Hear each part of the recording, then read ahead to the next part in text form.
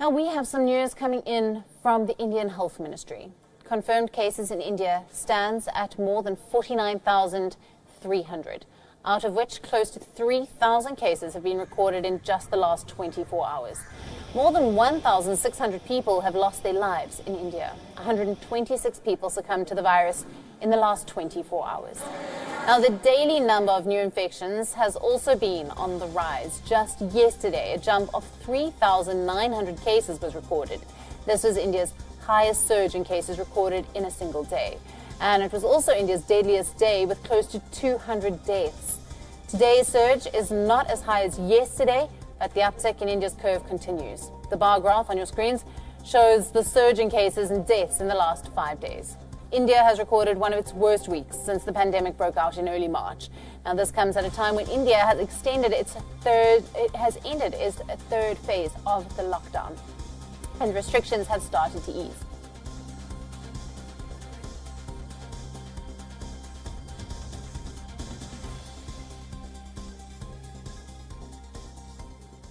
Now we are being joined by our principal diplomatic correspondent, Siddhant Sibal. Live from New Delhi, good evening to you, Siddhant. India has recorded one of its worst weeks since the pandemic broke out in March. And this as lockdown restrictions are being eased. What is the latest you have for us? Well, yes, Alison, the numbers are increasing here in India, and of course we have seen in the past 2 consecutive 24 hours, the numbers have substantially increased, both the number of people infected and the number of people who have died as well. The government, of course, have been announcing a number of measures and focusing basically on a smart lockdown, a lockdown in which the economic activities, the basic economic activity continues while the people stay at home and the chain can be broken. But what happened today, we know that the Indian Health Minister has spoken to his counterparts from the western states of Maharashtra and Gujarat, which are one of the worst affected regions of the country, specifically cities like Mumbai and Ahmedabad. In fact, an order has been released just now when it comes to the city of Ahmedabad. All the shops will be closed except the milk and the medicine shops.